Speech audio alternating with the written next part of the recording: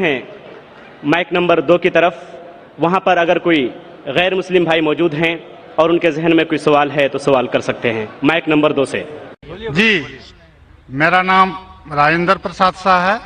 मैं अररिया जिला के कुरसाकाटा गांव का रहने वाला हूं और मैं धर्म से अगर पूछिए तो मैं न हिंदू हूं न मुसलमान हूं।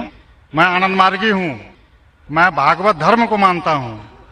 इसलिए आजन मेरे मन में एक शंका है, जहां गीता कहती है धर्मस्य स्थापनार्थाय संभवामि जुगे जुगे, और मुसलमानों से सुनता हूं तो मोहम्मद इज द लास्ट पैगंबर।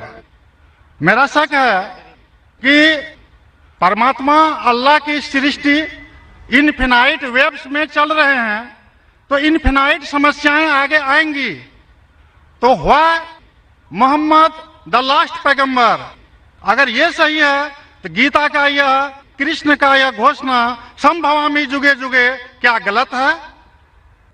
भाई साहब ने अच्छा सवाल पूछा है। उन्होंने हवाले था भगवत गीता का, जिसमें कृष्ण कहते हैं, उन्होंने कहा, संस्कृत में तर्जुमा नहीं किया।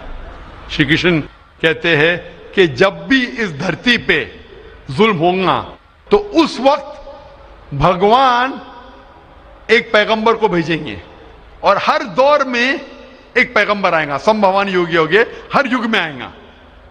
तो भाई का सवाल है, क्या कृष्ण गलत है?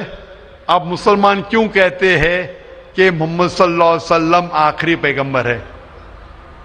भाई साहब, सबसे पहले हम कहते हैं मोहम्मद सल्लल्लाहु अलैहि वसल्लम आखिरी पैगंबर है क्योंकि यह कहा गया कुरान मजीद में सूरह आज़ाब में, सूरा नंबर 33 आयत नंबर 40 में कहा गया, मा काना मुहम्मदुन अबा अहदिम मिन रिजालिकुम वलाकिन रसूलुल्लाह व खातिमुन नबीय्यीन व काना अल्लाहु बिकुल्लि शैइन अलीमा। कि मोहम्मद सल्लल्लाहु अलैहि वसल्लम आप लोगों में से किसी के वालिद नहीं हैं, लेकिन खातिमुन नबीय्यीन है, आखिरी नबी है। क्योंकि कुरान मजीद में कहा गया है कि मोहम्मद सल्लल्लाहु अलैहि वसल्लम आखिरी नबी है, हम इस पे यकीन रखते हैं। जहां तक कि आपने कहा श्री कृष्ण, मैं श्री कृष्ण की बात को मानता हूं कि जब भी इस धरती पे गलत काम होंगे उस वक्त खुदा एक पैगंबर को भेजते हैं और हर दौर में एक पैगंबर भेजेंगे। बिल्कुल गलत नहीं है, आपको समझने में गलती हुई। क्योंकि जब आप पढ़ेंगे भगवत गीता, भगवत गीता को कहा गया है कि ये वेद का निचोड़ है, it is the nectar of the Veda, Veda का निचोड़ है। और जब आगे आप पढ़ेंगे, लिखा हुआ कल्कि पुराना में, कल्कि पुराना में लिखा है, कल्कि पुराना चैप्टर नंबर 2 श्लोक नंबर 5, 7, 11, 15 में लिखा है कि एक कल्कि अवतार आएंगे जो कल युग में आएंगे और कल युग आखिरी युग होगा, और ये कल्कि अवतार लोगों को सही रास्ता दिखाएंगे। और ये कल्कि अवतार के वालिद का नाम है विष्णु यास, मतलब भगवान का नौकर। अरबी में अब्दुल्ला, जो नाम थे मोहम्मद सल्लल्लाहु अलैहि वसल्लम के वालिद का। उनके वालिदा का नाम होगा सुमति, सुमति मतलब अमन, शांति। अरबी में होगा आमिना, जो नाम था मोहम्मद सल्लल्लाहु अलैहि वसल्लम के वालिदा का नाम। वो पैदा होंगे अमन के शहर में जो है मक्का। वो पैदा होंगे ऐसे खानदान में जो उस शहर के चीफ होंगे। हम जानते हैं मोहम्मद सल्लल्लाहु अलैहि वसल्लम कुरैश खानदान में पैदा हुए। उनके 4 करीब दोस्त होंगे। हम जानते हो 4 खुलफा राशिदीन है, हजरत अबू बकर, हजरत उमर, हजरत उस्मान, हजरत अली रज़ियल्लाहु अन्हु। अल्लाह सुब्हानहू व तआला की रहमत सब पे हो। उनको सबसे पहली वही मिलेंगी एक गार में, एक केव में। हम जानते हैं मोहम्मद सल्लल्लाहु अलैहि वसल्लम को सबसे पहले वही मिली गारे हिला में। उनको रात के बाद सबसे पहले वही आएंगी। वो he will migrate northwards and come back. और मोहम्मद सल्लल्लाहु अलैहि वसल्लम मदीना में हिजरत की और फिर से वापस मक्का लौटे। ये सारी निशानियां जो लिखी है कल के अवतार के बारे में, वो हूबहू उतरती है मोहम्मद सल्लल्लाहु अलैहि वसल्लम पे। हर युग में एक अवतार आएगा, आखिरी युग होगा कल युग। ये कल युग है भाई साहब, ये कल युग है। और कल युग के आखिरी अवतार है कल के अवतार, जिसका नाम कुरान मजीद में लिखा गया है मोहम्मद सल्लल्लाहु अलैहि वसल्लम।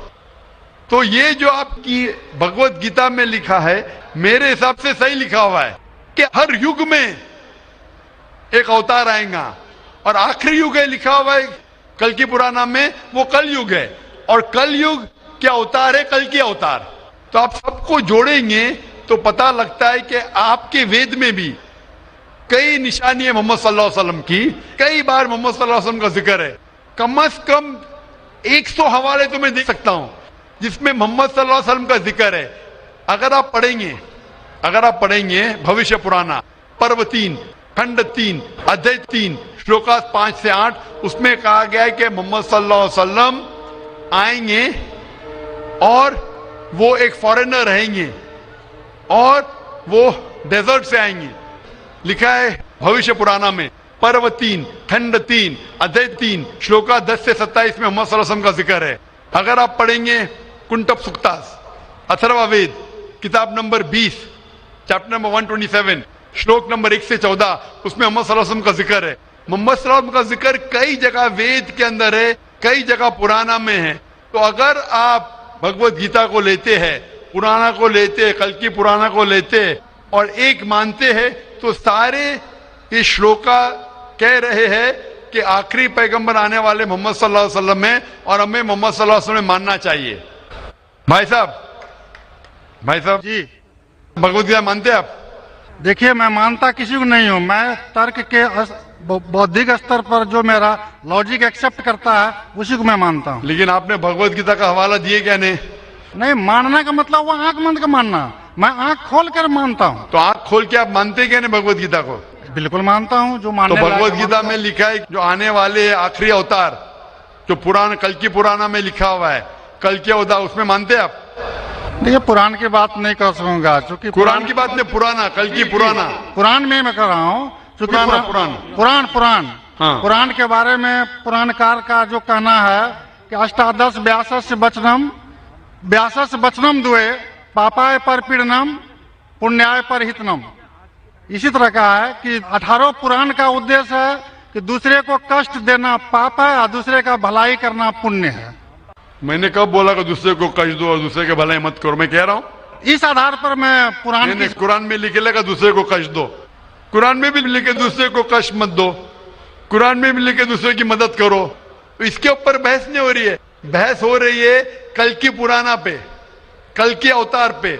आप आखिरी पैगंबर में मानते हैं क्या नहीं, ये मैं पूछ रहा हूँ। मुझे कल की पुराण का अध्ययन नहीं है, कल की पुराण का अध्ययन नहीं है डॉक्टर साहब, मुझे कल की पुराण का अध्ययन नहीं है। तो आप अगर बुद्धि के ऊपर आप मानते हैं तो मेरी ये आपसे इल्तिजा रहेंगी कि कल की पुराना पढ़ो और ये जांच पड़ताल करो कि कल के अवतार कौन है और कल के अवतार की तहकीक करो। आप इंशाअल्लाह मोहम्मद सल्लल्लाहु अलैहि वसल्लम में मानेंगे। तो मेरी आपसे इल्तिजा है कि आप इस पे तहकीक करो कि आखिरी अवतार कौन है और इंशाअल्लाह आपको हिदायत देंगे अल्लाह ताला। डॉक्टर साहब, एक रिक्वेस्ट है आपसे, मेरे एक भाई को दूसरा सवाल पूछने के लिए दिया, एक छोटा सा सवाल पूछ सकता हूँ? एक छोटा, वेरी वेरी वेरी। कीजिए। मुसलमान लोगों को जब कोई हिंदू मिलता है तो बोलते हैं उसका आदाब अर्ज, लेकिन किसी मुसलमान को बोलते हैं अस्सलाम वालेकुम। मुझे लगता है कि एक मुसलमान हिंदू और मुसलमान के बीच भेदभाव करता है, कृपया आप स्पष्ट कीजिए इसको। भाई साहब का सवाल है कि अगर कोई मुसलमान हिंदू से मिलता है तो आदाब अर्ज करता है, अगर कोई मुसलमान से मिलता है तो अस्सलाम वालेकुम कहता है, तो हिंदू मुसलमान में भेदभाव क्यों? भाई साहब, हिंदू मुसलमान में भेदभाव तो रहेगा, मैं आपके सवाल का जवाब दूंगा, क्योंकि हिंदू हिंदू और मुस्लिम मुस्लिम है, लेकिन एक दूसरे का साथ देना चाहिए और एक दूसरे को समझना चाहिए। पहले भाई साहब इसने सवाल किया था, उन्होंने मुझे आदाब कहा तो मैंने उनसे कहा अस्सलाम वालेकुम, कहा कि नहीं? जी जी जी, कहा ना। हिंदू ने मुझसे क्या कि आदाब कहा कि नहीं? मैंने उनसे सलाम कहा कि नहीं? जी, मैं गौर किया था। गौर किया, माशाअल्लाह। लेकिन तो गौर किया तो कहा क्यों नहीं कि आपने ऐसा नहीं कहा? वो हिंदू भाई ने मुझे आदाब कहा। डॉक्टर साहब, जी हाँ, you are not only one Musliman. I see lakhs of Musliman, but this quality find only in you. Only in me, माशाअल्लाह, Only in you. भाई साहब कह रहे हैं कि वो खुद मुसलमान को जानते, सिर्फ मुझ में देखा कि मैंने सलाम कहा। जी। इसकी वजह ये है क्योंकि उलमा में इख्तिलाफ है कि आप गैर मुसलमान को सलाम कर सकते हैं क्या नहीं। पहला ये जान ले अस्सलामु अलैकुम की मानी क्या है। अस्सलामु अलैकुम की मानी है कि आप पे सलामती हो। अस्सलामु अलैकुम व रहमतुल्लाहि व बरकातहू, आप पे सलामत रहे, रहमत रहे और बरकत रहे ना। इसमें इख्तिलाफ है मुसलमानों में, मुसलमान उलमा में, कि आप गैर मुसलमान को सलाम कर सकते, कहने गैर मुसलमान के सलाम का जवाब दे सकते, इसमें इख्तिलाफ है। क्योंकि एक हदीस है जिसमें अल्लाह के रसूल फरमाते हैं, क्योंकि एक हदीस है जिसके अंदर यहूद लोग मुसलमान को कहते अस्सलाम वालेकुम। अस्सलाम वालेकुम का मानी आप पे मौत हो, साम के मानी मौत, अस्सलाम वालेकुम आप पे मौत हो। तो अल्लाह के रसूल ने फरमाया आपको अलैकुम, उन पे भी।